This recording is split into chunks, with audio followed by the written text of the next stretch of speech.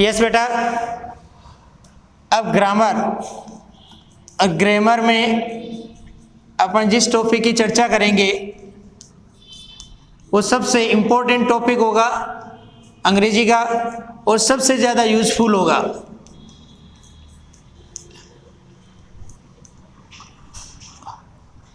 नीचे के पायदान से लेकर ऊपर सिविल सर्विसेज तक इस चैप्टर की चर्चा होगी, इसमें से क्वेश्चन पूछे जाएंगे। पैसिव की आवश्यकता क्यों पड़ती है? एक सेंटेंस होता है एक्टिव, तो इसको पैसिव क्यों बनाते हैं, उसकी कहाँ जरूरत पड़ी, इसकी आवश्यकता क्यों पड़ी? एक्टिव से कहते हैं कि मैं किताब पढ़ता हूँ, किताब पढ़ने वाला मैं हूँ, अर्थात आई जो है वो सब्जेक्ट है, इस समय एक्टिव है।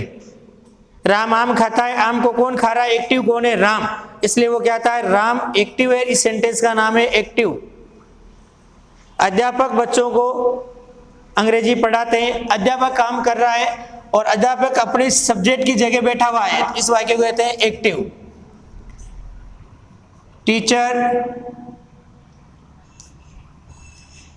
Teaches student English,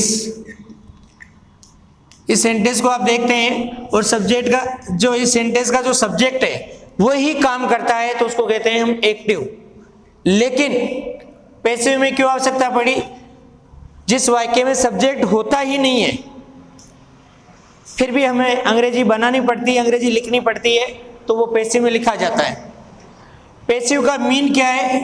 work has been done,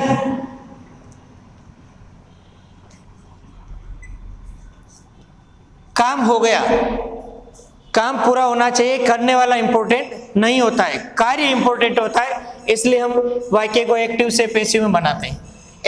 active से पैसिव बनाते समय रूल्स क्या कहता है? आई लाइक कॉफी, मैं कॉफी पसंद करता हूं। सेंटेंस के नीचे आपको लगाना ये कौन है? सब्जेक्ट, ये वर्ब, ये कौन है? ऑब्जेक्ट। एक्टिव से पैसिव बनाते समय रूल ये कहता है कि ऑब्जेक्ट को आप सब्जेक्ट बना दीजिए, कॉफी। फर्स्ट रूप है दीजिए मार्क का यूज कीजिए, क्रिया पैसिव में थर्ड आती है। अगर सब्जेक्ट होता है तो उसको ऑब्जेक्ट बना देते हैं। ये ग्रामर या ग्रामेटिकल पोर्शन होता है जिसमें आपके क्वेश्चन पूछे जाते हैं, उसमें एक्टिव से पैसिव इस तरह से बनाया जाता है। बड़ी क्लास से लार्ज जो अपना स्टैंडर्ड बढ़ता है उस समय हम कंपोजिशन में इसका यूज करते हैं, तो जिसमें सब्जेक्ट नहीं आता है उस वाक्य को हम पैसिव में ले जाते हैं। तो एक्टिव से पैसिव का रूल हुआ, ऑब्जेक्ट को हमने सब्जेक्ट बना दिया, सब्जेक्ट को ऑब्जेक्ट बना दिया। ऑब्जेक्ट को सब्जेक्ट बनाते हैं तो हमें जोर नहीं आता है, जो ही हम सब्जेक्ट को ऑब्जेक्ट बनाते हैं तो उससे पहले बाई का इस्तेमाल करते हैं। कुछ ऐसी वर्ब होगी जिसमें टू और विद का भी इस्तेमाल होता है।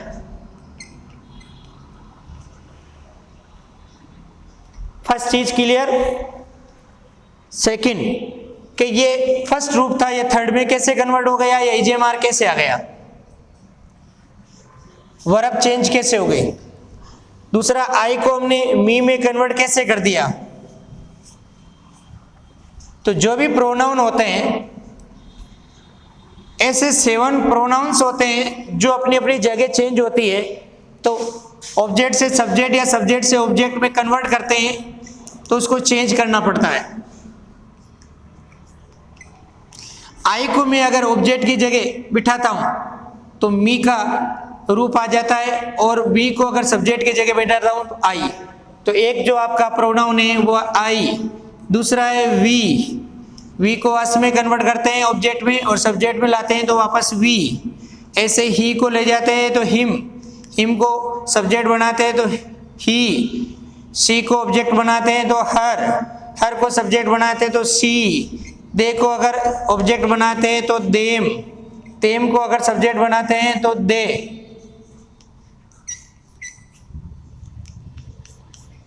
हु को अगर हम ऑब्जेक्ट बनाते हैं तो हुम, और हुम को सब्जेक्ट बनाते हैं तो हु, और सेकंड पर्सन में आता है यू को ऑब्जेक्ट में भी यू और सब्जेक्ट में भी यू ही रूप लेता है।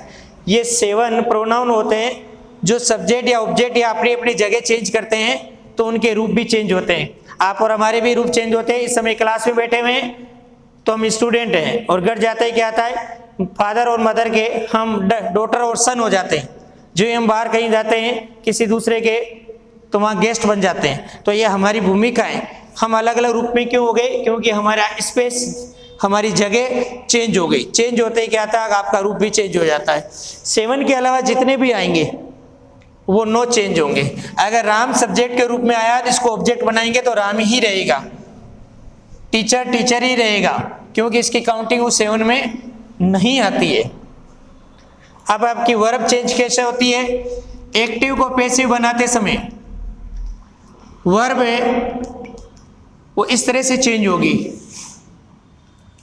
अगर एक्टिव में फर्स्ट रूप आया हुआ है तो उसको पैसिव में कन्वर्ट करते समय ईजेएमआर के साथ थर्ड में करते हैं।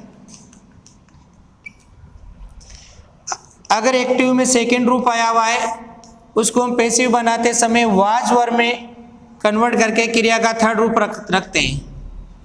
उसी तरह से पहले से ऑलरेडी किसी में ईजेएमआर और वर्ब में आईएनजी आती है तो आपका काम है, अगर हेल्पिंग वर्ब पहले से है तो वही लगेगी। सिंगुलर और प्लूरल में चेंज होगी। ईजेएमआर आएगा तो ईजेएमआर ही लगाएंगे, लेकिन नया वर्ड लगाएंगे, बी में आईएनजी लगाएंगे, और पैसिव इसमें क्रिया का हमेशा थर्ड ही आएगा। फर्स्ट रूप आएगा तो थर्ड लगाना है, सेकेंड आएगा तो थर्ड लगाना है, और थर्ड आए तो थर्ड लगाना है। अगर ऑलरेडी पहले से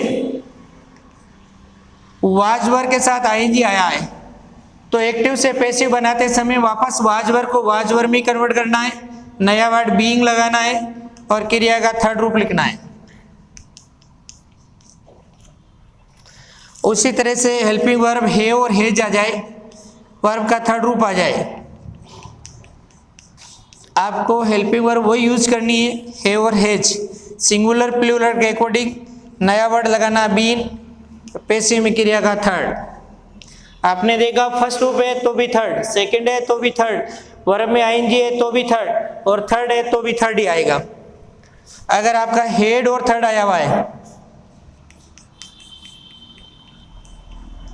तो पैसिव बनाते समय वापस हेड भी आएगा, नया वर्ड बीन आएगा और क्रिया का थर्ड रूप आएगा। उसी तरह से विल और सेल आता है और वी फर्स्ट आता है तो हेल्पिंग वर्ब तो वो यूज करेंगे। विल और सेल में से एक आई और वी के साथ सेल आता है, बाकी के साथ विल आता है, लेकिन हम नया वर्ड लगाएंगे बी और क्रिया का थर्ड। अगर कोई मॉडल आता है और मॉडल कैन है, में या मस्ट है, माइट है, तो आपको मॉडल वापस लगाना है, नया वर्ड बी लगाना है और क्रिया का थर्ड। इस तरह से आपको एक्टिव से पैसिव बनाते समय वर्ब का यूज करना है। अब कुछ स्पेशल रूल्स है वो आपको बता देते हैं।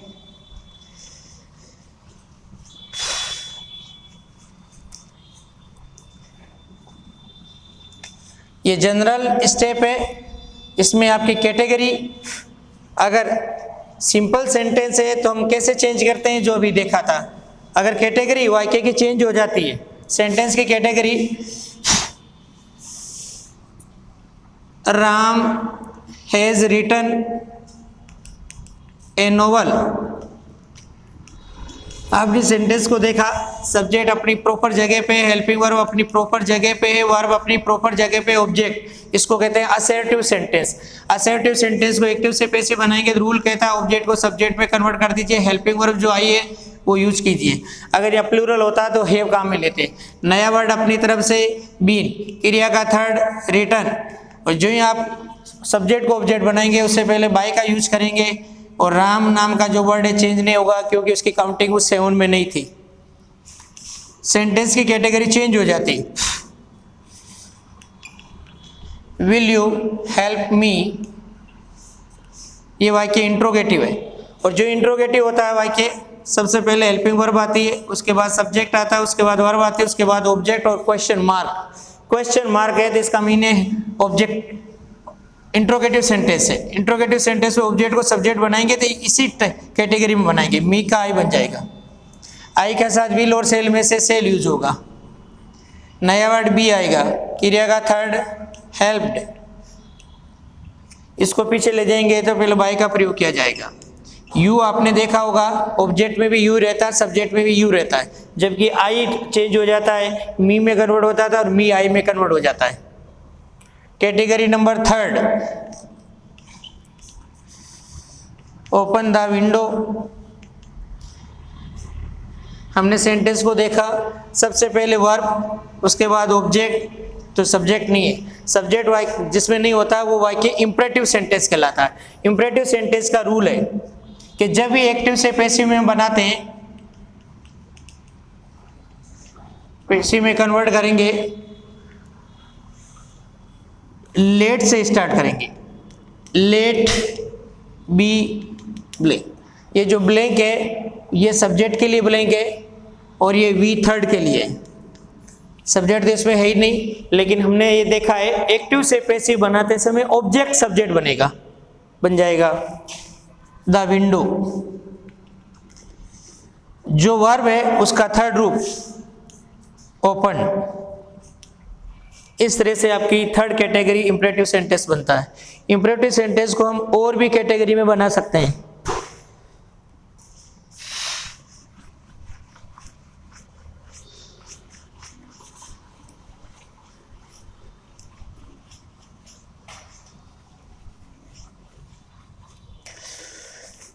अगर आपको पता लग गया वाक्य इंपरेटिव है, इंपरेटिव सेंटेंस को अगर एक्टिव से पैसिव बनाते हैं तो आप और हमारी तरफ से एक वर्ड जोड़ना है जिसका नाम है यू आर ऑर्डर्ड टू। उसके बाद इस सेंटेंस को यूं का यूं उतारना है, तो ये आपका एक्टिव से पैसिव में कन्वर्ट हो गया। आपको लगता है कि इसके अंदर निवेदन है, अगर इसमें आ जाता प्लीज तो आप यूं लिखते हैं you are requested to open the window.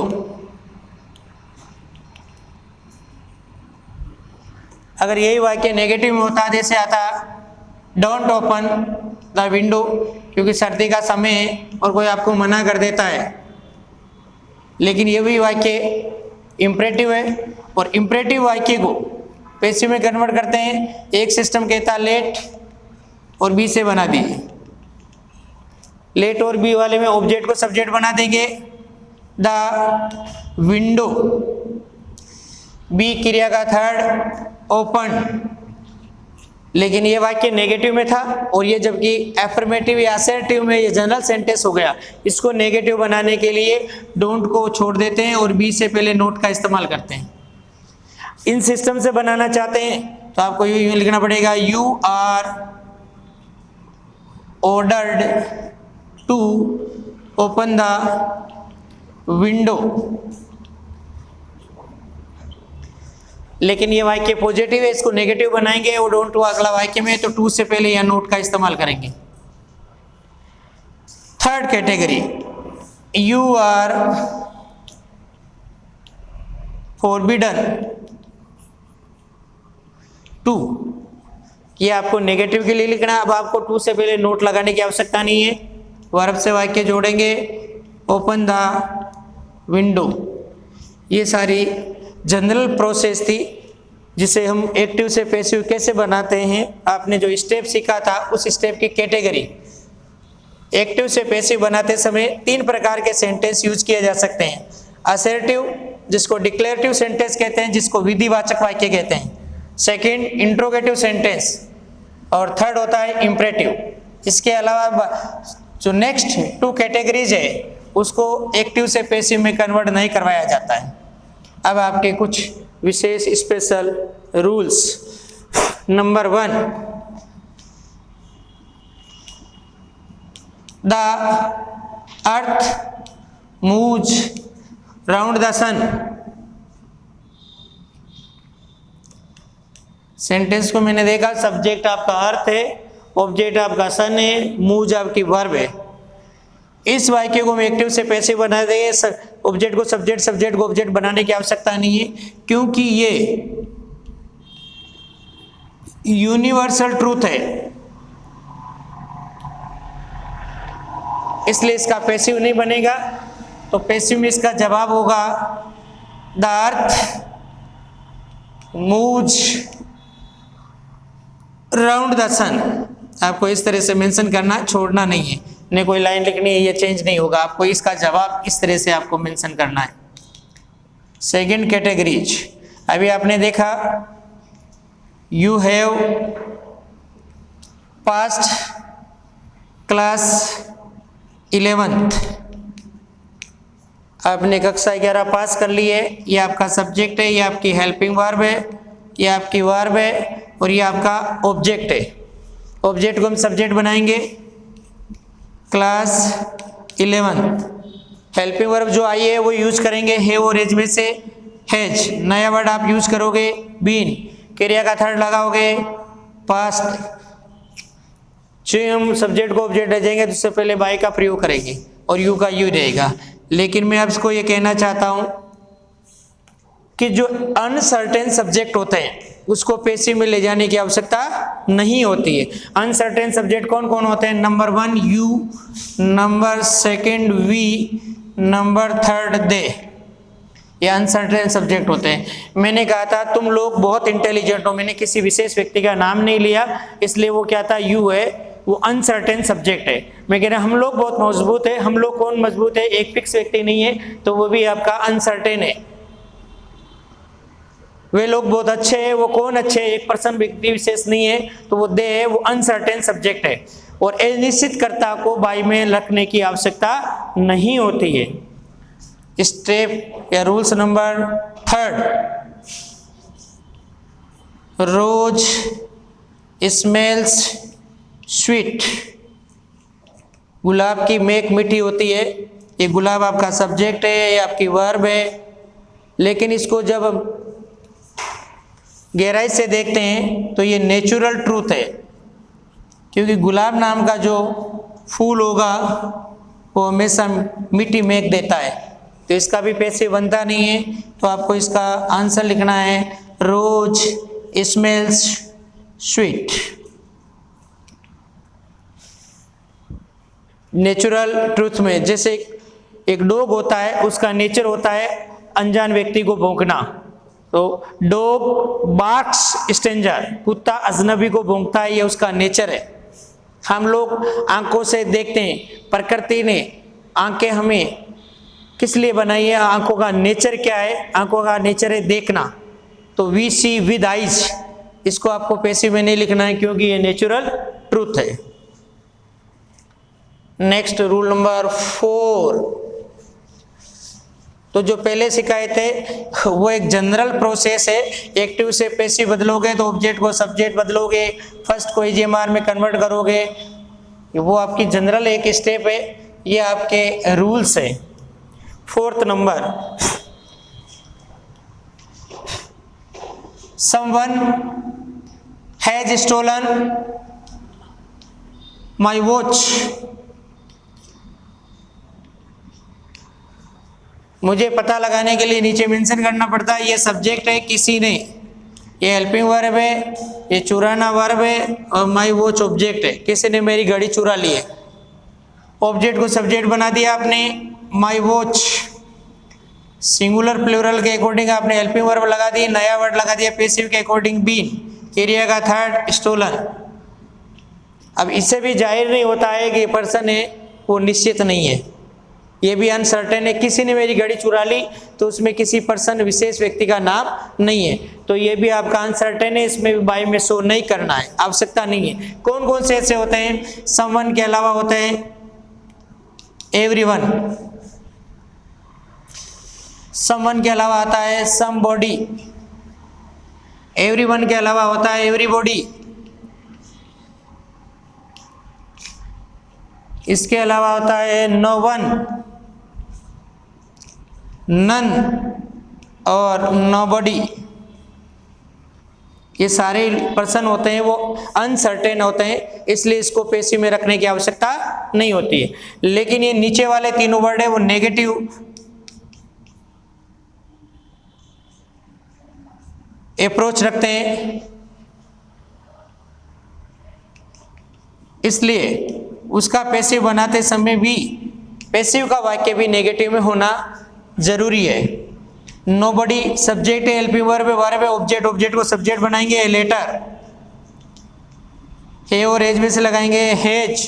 क्रिया का थर्ड नया वर्ड बीन, क्रिया का थर्ड रिटर्न। इसको पीछे लगाने की आवश्यकता नहीं है, लेकिन ये वाक्य नेगेटिव था, ये पॉजिटिव बन गया। इसको नेगेटिव बनाने के लिए हेल्पिंग वर्ब के साथ नोट का यूज करना है। किन किन सब्जेक्टों में? नो वन, नन और नोबडी। ये आपके rules 4 complete. Rule number 5,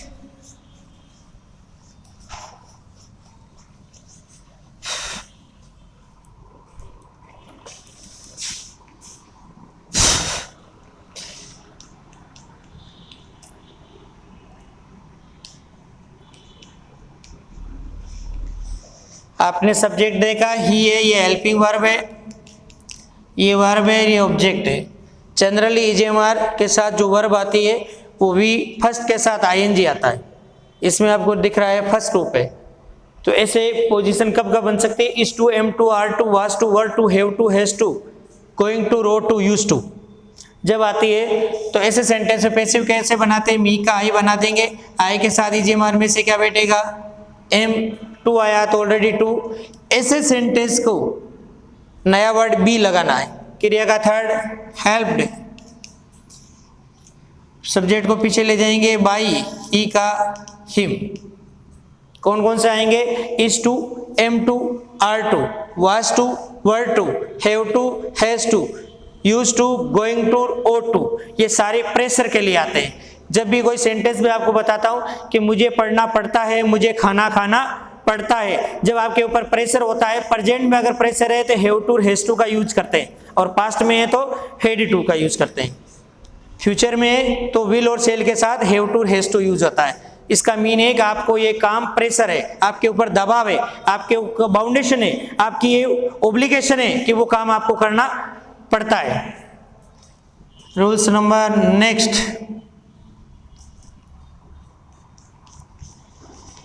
which vegetable do you like?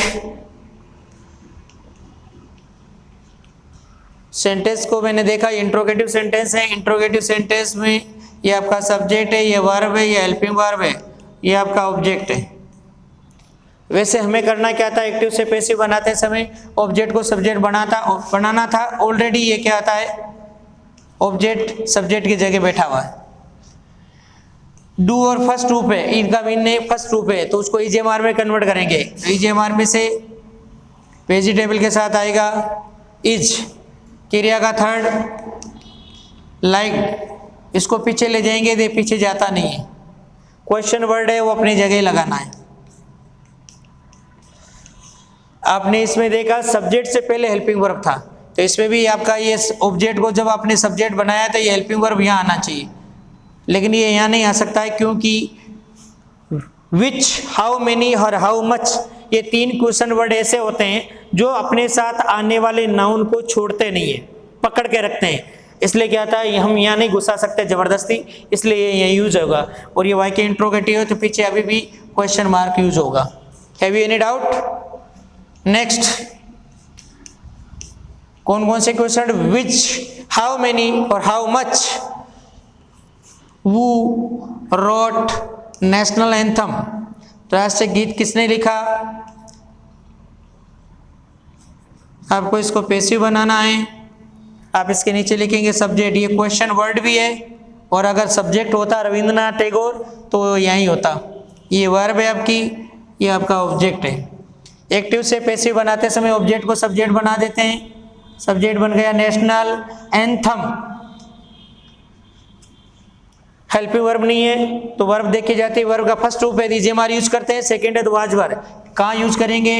Interrogative सेंटेंसों में सब्जेक्ट से पहले। क्रिया का थर्ड लिखने को कहते हैं रिटर्न।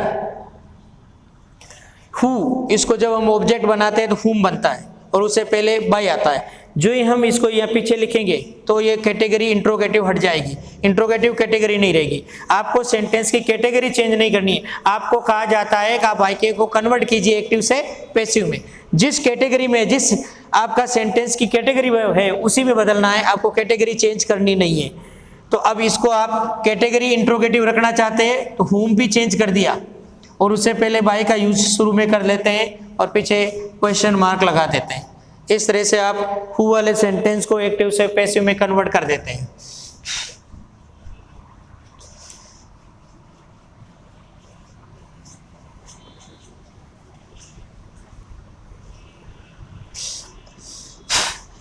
अब जो नेक्स्ट रूल आपको बता रहा हूं वो होंगे दो वर्ब वाले या दो ऑब्जेक्ट वाले। अगर किसी सेंटेंस में दो वर्ब आ जाए तो आप कौन सी वर्ब को आप थर्ड रूप में कन्वर्ट करेंगे, या दो ऑब्जेक्ट आ जाए तो आप किस में, सी गेव मी, उन्होंने मुझे दिया, क्या दिया, एक गिफ्ट दिया। मैंने इसको नहीं अंडरलाइन किया, नोटेड, ये आपका सब्जेक्ट हो गया, ये आपका वर्ब हो गया, ऑब्जेक्ट, लेकिन मुझे ये भी ऑब्जेक्ट नजर आता। इसका मीन है कि सेंटेंस में टू ऑब्जेक्ट, दो ऑब्जेक्ट हैं, इसको प्राइमरी बोलते हैं, इसको सेकेंडरी बोलते हैं। प्राइमरी जिसके ऊपर डायरेक्ट इफेक्ट होता है, इंप्रेशन होता है, और सेकेंडरी जिसके ऊपर थोड़ा कम असर होता है। इस ऑब्जेक्ट को मैं सब्जेक्ट बनाता हूं तो आई, सेकेंड रूप यूज करता हूं तो मैं वाजवर, वाजवर के साथ थर्ड गिवन, आगे बचा हुआ एक गिफ्ट, जो मैं सब्जेक्ट है उसको ऑब्जेक्ट बनाऊंगा तो बाई, सी का हर। अगर मैं दूसरे ऑब्जेक्ट को मैं तो देता हूं ए गिफ्ट, सेकेंड रूप है तो वाजवर, क्रिया का थर्ड गिवन। आपने क्या किया, प्राइमरी ऑब्जेक्ट को नजरअंदाज किया और सेकेंडरी ऑब्जेक्ट को मैं तो दे दिया। प्राइमरी ऑब्जेक्ट को इज्जत देने के लिए, सम्मान, रेस्पेक्ट देने के लिए हम टू का इस्तेमाल करेंगे, टू मी, जबकि इसमें ऐसा नहीं किया आपने, डायरेक्ट जोड़ा है गिफ्ट को, इसमें आपने जोड़ा टू मी। फिर ऑब्जेक्ट को सब्जेक्ट बनाएंगे बाई हर। ये है आपके टू ऑब्जेक्ट वाले। अब आपको बता रहा हूं टू वर्ब वाले। I am going two by या get good marks.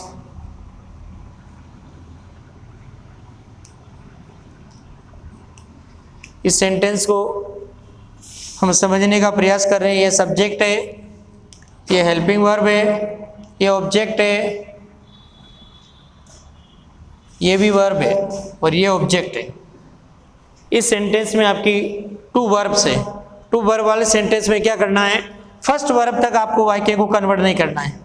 I am going, ये आपकी फर्स्ट वर्ब आ गई। टू से पहले ऑब्जेक्ट को सब्जेक्ट में कन्वर्ट करेंगे, गुड मार्क्स। टू आप वापस लिखे, नया वर्ड लिखेंगे बी, और क्रिया का थर्ड गॉट। क्लियर? इस तरीके से आपको एक्टिव से पैसिव में सेंटेंस की प्रैक्टिस करनी है, क्योंकि इसका बहुत बड़ा अंग्रेजी में रोल है। 40% इंग्लिश का पार्ट है वो केवल एक्टिव पैसिव से कन्वर्ट होता है। एक्टिव को पैसिव में कन्वर्ट करते हैं, 40% अंग्रेजी और ग्रामर आपके पास आ जाती है, आप उसमें अपनी कमांड कर लेते हैं। ठीक, थैंक यू।